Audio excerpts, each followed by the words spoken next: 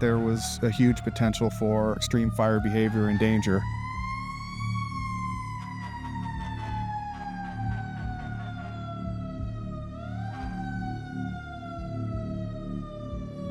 Initial dispatch came out as a smoke check.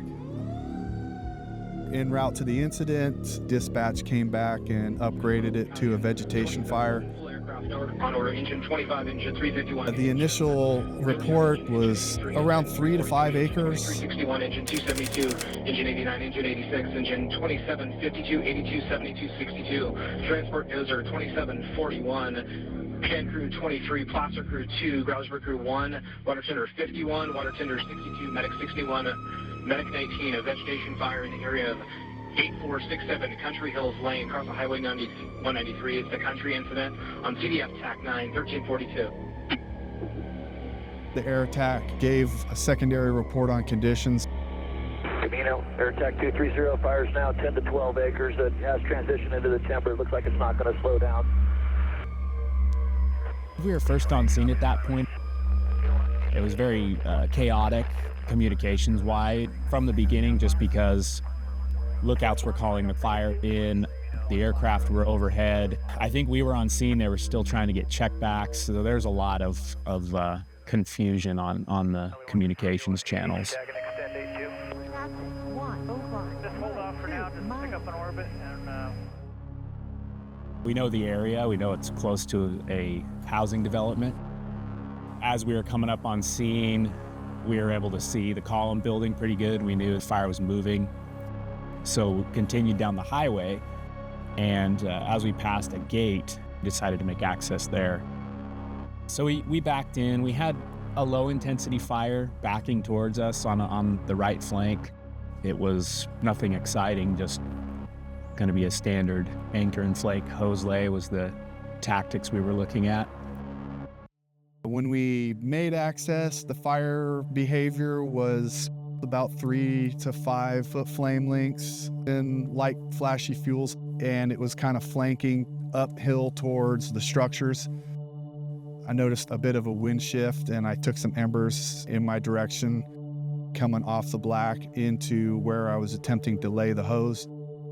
We had 2 other engines pull in, and I face-to-face with both their operators. Pretty quickly after that conversation, I turned around. What had been a slow-moving backing fire was now a head fire, wind-driven, that was running directly at the engine.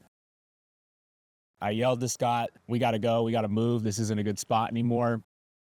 We were gonna cut and run and get out of there. We both knew that the intensity had increased to the point where we were taking a lot of heat, and I knew that it wasn't a survivable environment, and I knew that we needed to get out of there as quickly as possible. Once I was able to disconnect the hose, we took refuge inside the engine.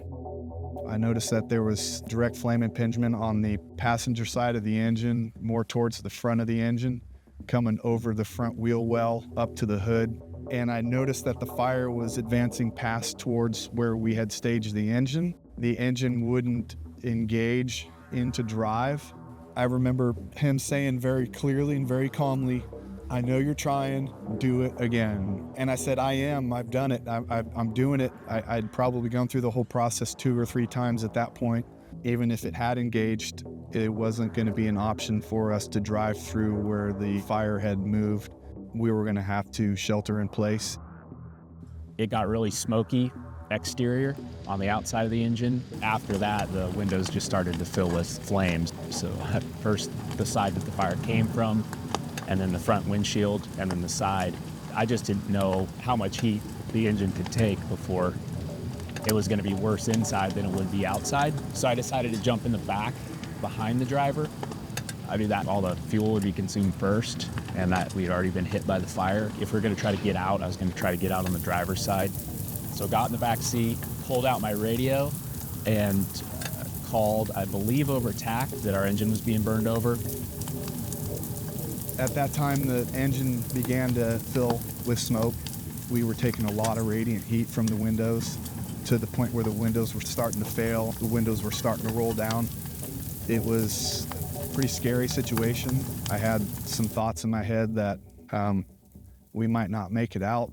All the plastic inside the cab just starts smoking. It was a lighter colored smoke at first, and then it gets darker. It started to build up at the top of the cab, at the top of the engine, and sort of start to bank down.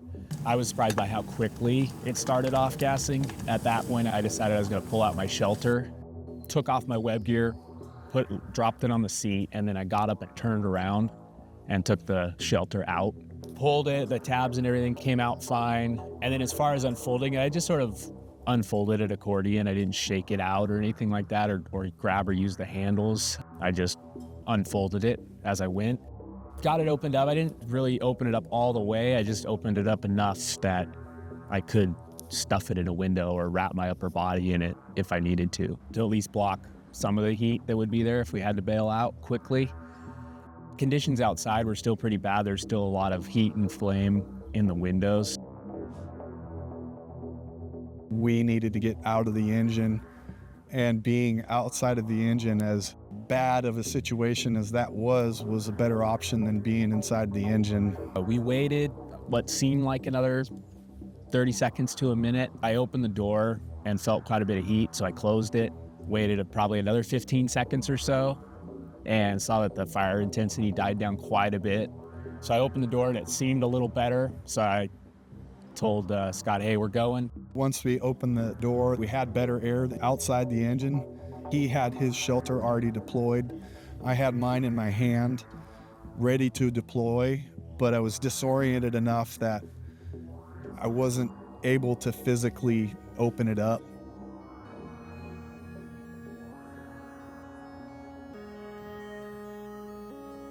So I had the shelter in front of me.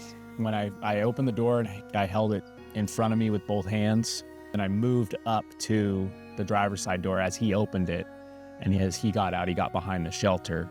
We moved backwards with the shelter up in front of us along the side of the engine towards where the fire had come from. And then it was pretty cool by the time we got to the back of the engine, so we turned and ran farther into the black, and then made it about 150 feet, 200 feet in, and stopped.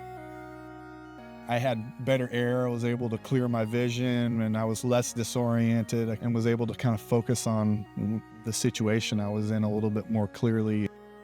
I dropped my shelter there and left it there, took my radio and called on the command frequency to the incident commander, telling him that we'd been burned over. Need code 3 medic to 193 in Country Hill Drive. ITT will be on Country Hill Drive. You have a burnover with shelters deployed. Also would like one medevac helicopter.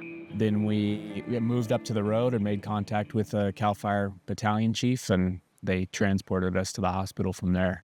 I called my fiance and let her know that I was being